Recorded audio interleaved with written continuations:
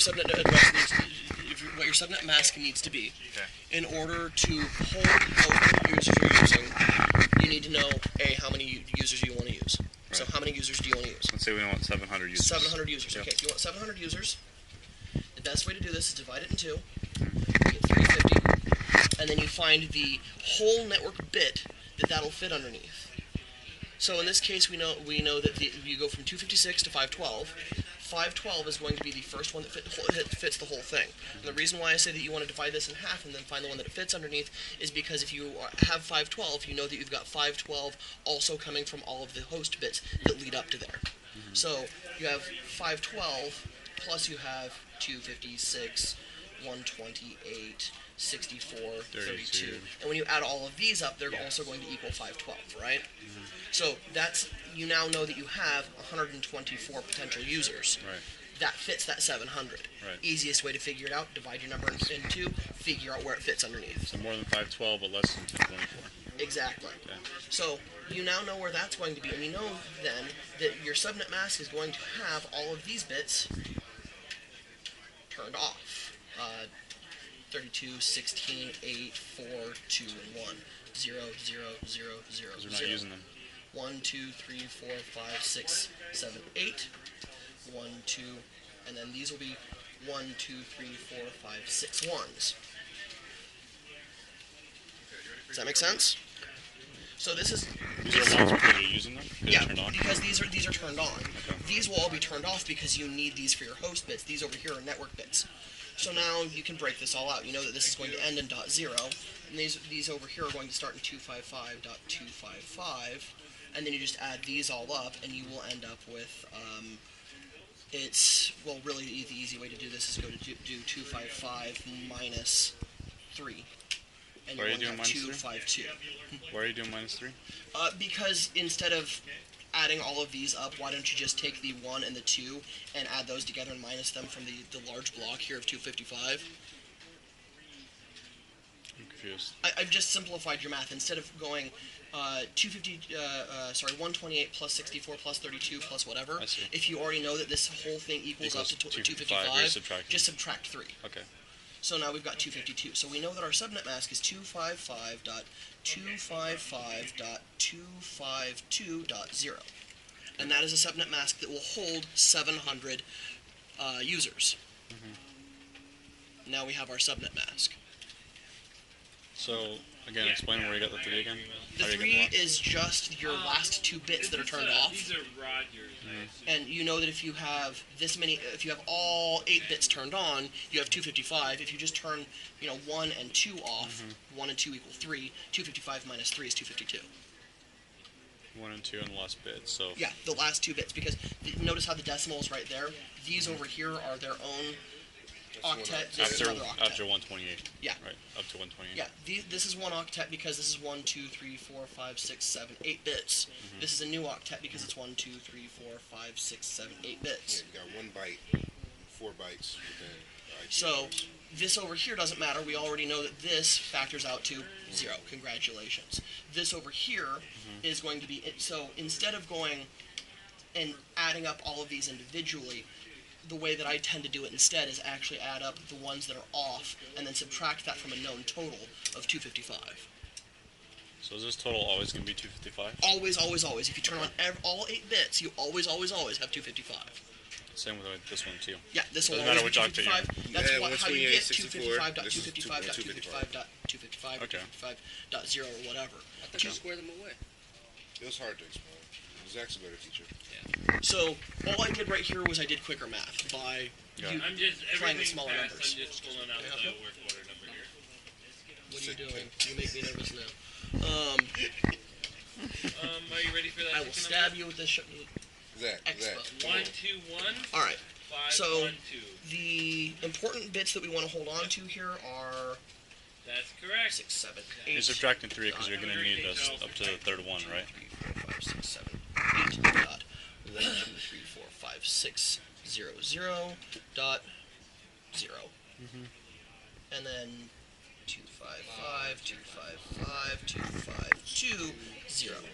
Those are the important bits that we want to save out of that particular piece of information. Now, if you need to find your network address, what you really want to do is you take your whatever IP address you're using. So, you know, get 192.168. 3.70 64 66. I'm just apparently saying things and writing another thing. My right hand is independent. Now, what we know that is going to have variance here is the third octet. We really don't care about this. We know that that's always going to break down to 0, and because these are 255s, we always know that these are just going to translate straight down. So what we actually care about is the math right here.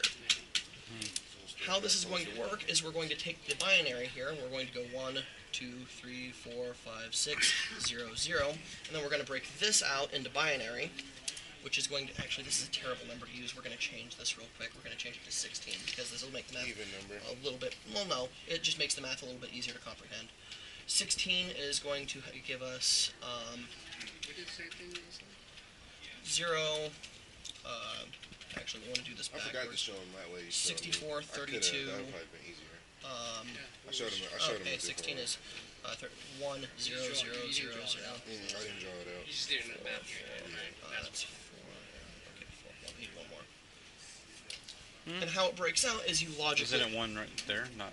It's the fourth one. That's 1. 64, 32. I thought it's 128. Or sorry, 128. Yeah. You're right. I'm sorry. That was me getting in a rush. So how it all breaks down is you logically and. And what logically anding is if this and this is a 1, then that's a 1. If it's not, It's a 0. it's a 0. Okay. It's just what it sounds like. Anding versus oring. Logical oring is used for other things, and or is if this or that is a 1, then it's a 1, but this is anding. It's a 1. So 0, 0, 0, 1, 0, 0, 0, 0. This is how we know where our network mask, or our network is. So this will equal out to 192.168.16.0 is our network address.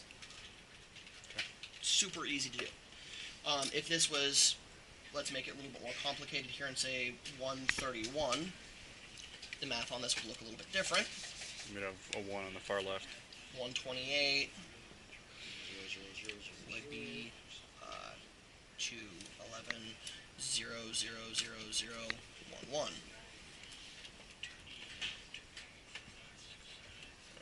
I always do 7 instead of 8. At which point, when you break that down, you would have a 1 and a whole bunch of zeros, so your network address would actually be .128. For the network. .0 is your network address. Got it. Now, the easiest way to find your broadcast address is actually to find your next Octet. network and subtract 1. Okay. So, if you want to find your next network, the easiest way to do that is to find your variance in this number up here again. So, if you have 2 zeros here, you take 2 to the 2, and if this was, 4 zeros, you take 2 to the 4, Okay. whatever. You calculate that out as 4. Your variance here is 4. So the variance between networks is going to be 4. So it's .20. Yep, would be so on this particular example here. The next one would be .20, .0.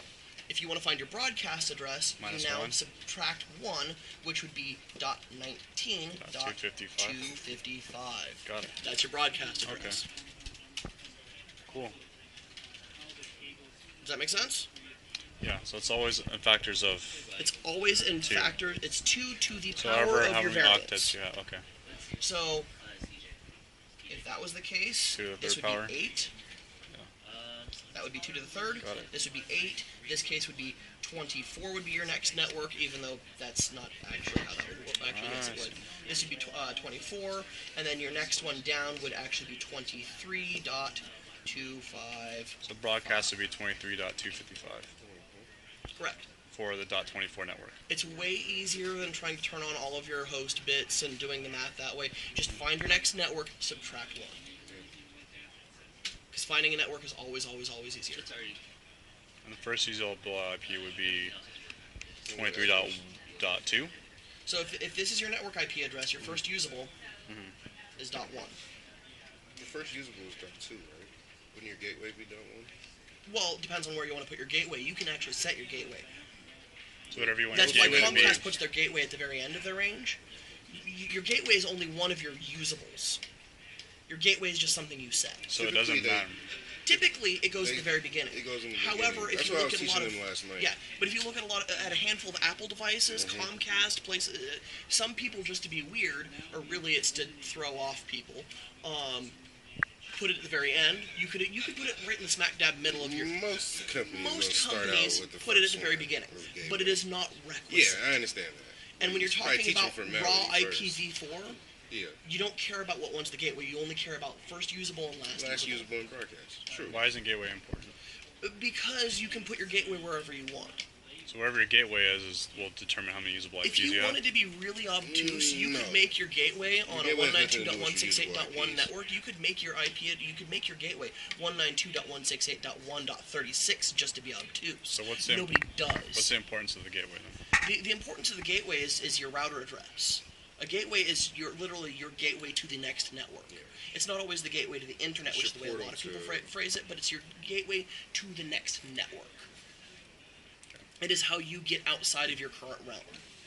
And so the importance of the gateway is you need to know that IP address because your you need to know where you default to. When you need to send traffic onto somewhere else, who is your literal gateway? Who's the gatekeeper between you and where you're going? But as far as IP4 is concerned, just the raw math of it, it doesn't care where your gateway is. Your first usable is .1. Your last usable is this right here that we just figured out. That's why you always need to know a gateway on someone else's network so that you know where to get to. Correct. Okay. A lot of there are some You devices that there are some devices that will figure it out, and usually they figure it out by hitting the broadcast address and then finding out what response is the gateway. And that's why you don't always need the gateway. Is smarter devices can figure it out for itself. But as far as the raw math goes, gateways are not a thing. You're just looking for the network, Right. the first usable, the last usable, and the broadcast. What's the importance of the broadcast? The importance of the broadcast is that it literally broadcasts to the entire network. If you send information to the broadcast, it basically tells it that you want to act like a dumb hub, and you want to broadcast your information everywhere. You're shotgunning your information. It's really useful for places that actually have broadcast ARPing turned on, or not broadcast ARPing, broadcast pinging turned on, is that you can ping the broadcast IP address, and everything in that network Respond. that is set to respond to broadcast IPs will respond. A lot of things get shut off from broadcast ping, however, just for security reasons. Right. That's stuff that you'll cover later But on. you always have a broadcast, you always have a gateway, you always have a first and last usable IP. Correct. Okay. Gateways are actually not mandatory. You can set up an ad hoc network that is just, you, me, everybody in this We're just room. talking internally, just between us. We don't Exactly. we don't need a gateway. Correct. Okay. I got it. Cool. The broadcast, is that just what you when would you use that? Was that just telling you what devices are on this Normally you network? Or don't. what? Okay. Typically, you as a human being will not use a broadcast address. I mean, there are instances where you will, but for the most part, that is something that your router cares about. You'll use it if you have broadcast response turned on. You can use it. Like I've worked in networks where you, in order to find out everything on the network, I've pinged the broadcast address, seen what responds, and then that forces those things to ARP, so you can get a better, more filled out ARP table. Like if it's a big network, you don't know what's on it or how many devices are on Yeah, it, that kind but of stuff. usually big networks are the ones that really want to turn off broadcast response because that's a very good way to slow down your network. Right. Is when you shout at 1,000 clients, spamming. "Hey everybody," and everybody shouts back, "Hey." Right. That's a really good way to bog down your network, which is why, for the most part, broadcast response is turned off. And that's a setting on the router. It can be a setting on the router or a setting on individual clients. You can tell a client not to respond to broadcast pings. In a large network setting. And a lot of you want to turn it off. The smart go thing to pro. do would be to turn it off. But would you turn it off at the router? Oh, yeah. Absolutely turn it off with the router or the switch. That's Cool. what I was curious. Thanks, Zach. That really helped a lot. No worries. This helped with the 2 to the N power helped me a lot. Yeah, realizing that all of your math all falls down to where your variance is the very important part. And finding out that the variance can be calculated out between your zeros and your ones without needing to do a lot of complicated math, this is the easiest way to look at things, is just right here.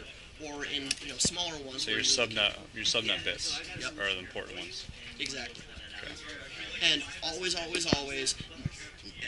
always, I mean never, try to figure out your broadcast address. Just find out the next network. It's Much easier to do it it's that way, cleaner. to find out the broadcast than it is to do the hard long math and figure out the. Okay, I got it. It's just cleaner. Okay. So on this, so the next network that you're going up, let's say, so we did 700 devices, right? On this one, if we need 800, for example. If you need 800, you divide that in half. 400. 400. That still falls under 512. You can still fit 800 in the subnet. Okay. Okay. So whatever is under 1024, right? Basically, yeah. Okay. Okay. Cool. Thank you. I want to practice this, so. No worries. Absolutely. Thanks, Zach. Using what you've just figured